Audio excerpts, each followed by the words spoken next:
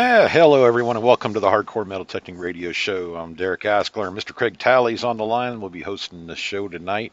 We're going to have open lines tonight. Our call-in number is 352-504-4170. You can call in with your questions, comments, topics about metal detecting you want to talk about, what have you. Here in just a minute, I'm going to make a little announcement. Start off the show by telling you all some good news and that was released a couple days ago by Med Merchef. For those of you who don't know him, he's the inventor, owner, and maker of the Blissful line of metal detectors. He was explained to me that because of the improved production methods and lower production costs, stuff like that, he's been able to globally lower the cost to our consumers for the Blissful metal detector. And in doing this, he hasn't sacrificed any of the quality of the bliss tool, the circuitry, that kind of thing. It's still the same high quality as he's always used. So in other words, he's kind of passed the savings on to you, the customer. So you can see the new prices we have on our Bliss Tool metal detecting website at blisstoolamerica.com. But I wanted to give you kind of an example, on air tonight. The Bliss Tool V6, which is our lead model, newest one. The V6 tri-pack, which includes the 7x9 coil, the 11-inch coil, and the 15-inch coil.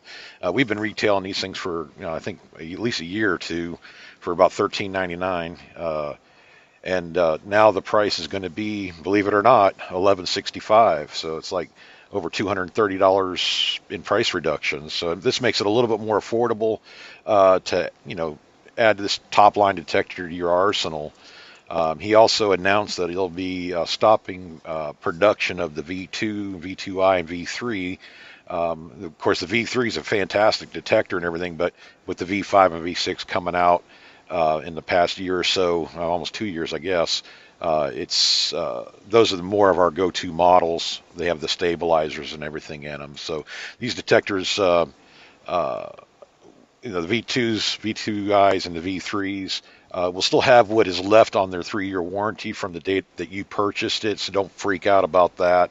And of course, Bliss Tool America, we're the service center for the U.S. and Canada, and we'll take care of your service needs on these detectors. From now on, if you, like 2 years from now, you need a battery in it, I could still do that for you. So, or whatever, I still have the ability to fix these things. So that's not a big problem. He's just kind of focusing all on the V4, 5s, and 6s. And, he's doing it globally, so it's pretty cool. Now, Bliss Tool America will be ending our buyback program for the V3s as of July 4th. That's next week. If you are interested in trading in your V3 towards a new V6 tri-pack, is the only one you could trade for, you need to call me by July 4th to make arrangements, okay? And I'll give you all the details and answer any questions you have. You can get my phone number off the website at blisstoolamerica.com. We're also going to be ending the extended 18-month warranty that Bliss Tool America puts on for the V3s as of the 28th of July of this year. So again, please, call me if you're interested in that. I'll give you prices and what it includes and everything. But you can get the phone number off our website at blisstoolamerica.com. Just a lot of changes. Ahmed's always kind of striving to get things running to the best way he can, the most organized. And I know that he's been moving a lot of the operations that he has going in separate, we'll say separate buildings, separate towns, whatever, into one location, I'm sure. And this is also helping him cut cost a lot. And he just, wanted to lower the price. But Craig, I was looking online, just kind of getting my mind wrapped around what he's offering. And I picked a detector out. It's, let's say the E-Track.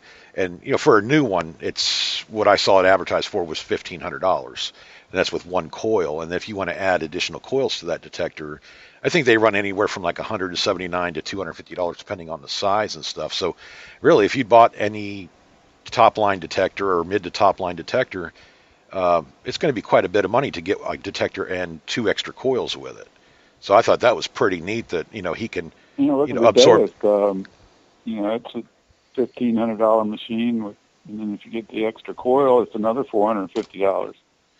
Yeah, it's crazy, Well, it's not really crazy. The technology, there's a lot of work that goes into these detectors, these top-end detectors electronically and stuff, and Well, for those of you that don't know, Med's, like into, he owns two robotics companies. I mean, he's like a genius when it comes to electronics and robotics and stuff like that. So a lot of this circuitry and stuff is of his own design.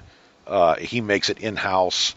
It's not bought like, a box of 100 diodes. He has certain ways of doing things that always has to be perfect. That's always, it's always been with the Med. He doesn't put out something that's not up to snuff, so to speak. So I'm thinking that he's merged some stuff together, maybe, or whatever, but he's been able to do it. And I've been kind of looking for this to happen, for almost a year and a half now, because he was talking about this because of the way that the machines are designed, and I've been noticing more. I had to replace a battery in a V6. Guy left it on, and it like for like 3 days, and it was just totally dead. But I noticed subtle differences in the way that the circuitry is put in, and the extra care put in about example, like the little shrink tubing and stuff like that around where the solder joints are and stuff on the wiring. He's gone the extra mile to really protect a lot of stuff in there, even more than he did before. And I've also noticed on some of the newer coils that it looks like there's an extra layer of epoxy resin or whatever. Yeah, it's like an epoxy adhesive or whatever along the bottom of the coils that makes them look a little rougher, but it's also even increasing even more the durability.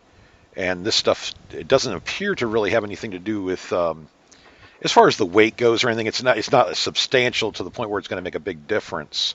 So there's a lot of good things, coming out of this. He's been talking about bringing out other stuff. He hasn't really told me yet, but I'm looking for him to come out with some more accessories that will go along with the V5s and 6s. And the V6 is the way to go, the way I've always felt about it. It's just, Craig and I are finding out so much more about these machines with this iron ore mode and being able to work the recovery delays and stuff like that. So, it can make your old sights new again. For those of you that have, been hunting a certain area for a while, you've been finding good stuff, but now it's kind of like lagging off. You're not finding anything. This is where this detector really shines. It just flat out gets deeper. It has really good target separation and recovery delay. And with the frequency offsets and stuff like that we have the ability to do, we can actually tune out EMI, work in mineralized ground. It's what I call an all-terrain detector because you can use it nearly everywhere. I haven't had an issue yet. You just had to work with your adjustments a little bit. So looking forward to that. I did go out hunting with Mike Miller last Monday, had fun. Didn't stay out too long. It was actually been up all day and didn't really sleep the night before. Stuff going on around here. So we were out there for, I don't know, about 3 hours, I think, something like that. Did find some change and stuff and odds and ends, bottle caps. We were just pretty much digging every target. I don't think there was a lot to find, but Mike actually had found, and I think Paul Hill did too, the next day they went out hunting, and each one of them found a gold ring. So, that's not bad at all. They're out there having fun. I did try, and we talked about this on the show last week, I think, Craig, about turning the coil. Did I talk about that at all? Or? Yeah, I haven't tried that yet. I tried it, and Mike actually, I'll let Mike feel the way the swing is. We turned the 15-inch coil backwards on the bottom of the lower shaft, so it was actually I don't know how to put it. It made it shorter. It wasn't reaching out as far. But what we did notice about it, it took that torque you're talking about right out of the equation. It just, when you swing it side to side, you were talking about that torque, that if you swing really fast and try to snatch it back, it seemed to work really good. Now, you got to be careful of the coil cable because of, obviously there's a lot more of it exposed, but if working it on a beach or a field, I don't think it would be a bad deal. And since you pinpoint with the front or back of the coil, and the back's usually better, the back's actually facing forward when you do it like this.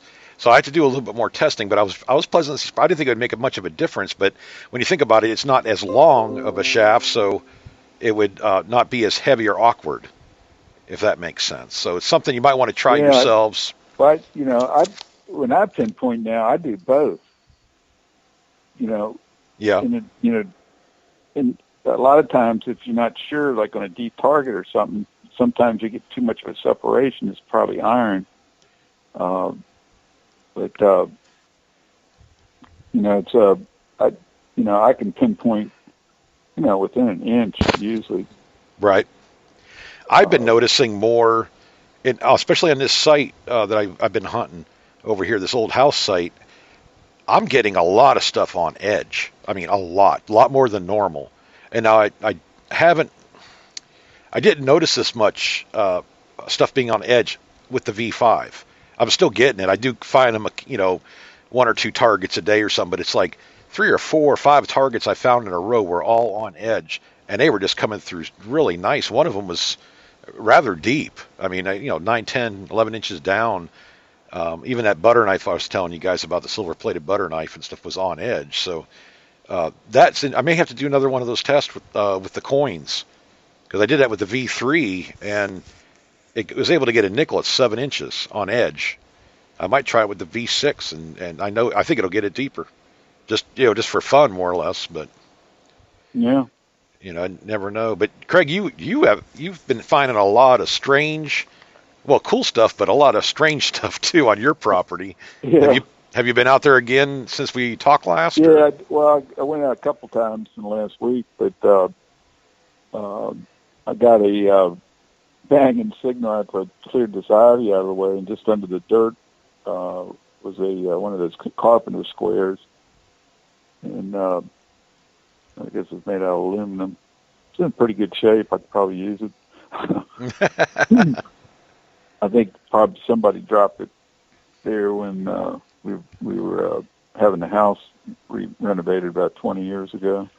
Yeah. But, what else I find? Oh, I was clearing the ivy in the back of the yard along the fence, and I went over and I got a chain link fence, and I can run the 7x9 inch coil. I can actually rub it against the fence, and it don't get a signal, and I can pick up signals that close to the fence.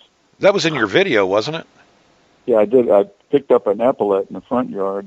Yeah. Right up against the fence. You guys need to watch that video. It's pretty cool.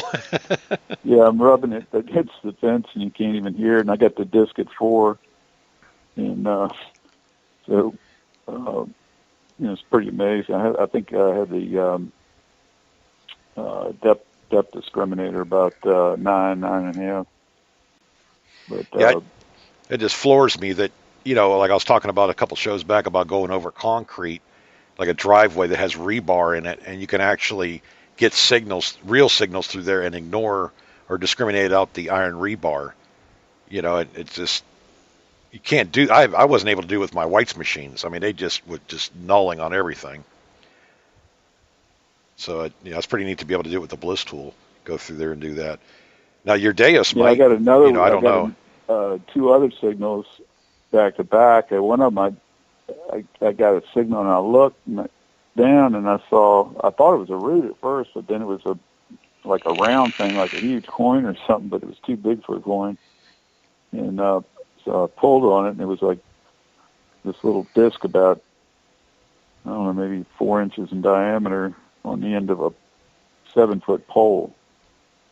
And so I pulled that out of the ground. I don't know if it's from a wheel or, That's weird. Or what it was. And then. Oh, I know what that is, Craig. That's probably the inner axle. How big is the pipe? I mean, 7 feet. Oh, that's a little too. Oh, you know what I'm talking about, right? Where they keep the bearings at and stuff. Some of the old tractors have it's actually a plate on the outside with holes in it, bolts to the hub. I don't know. Maybe, I don't know. I have to look at it and see, I guess. And then I got it. Went back. I stuck the thing up against the tree, and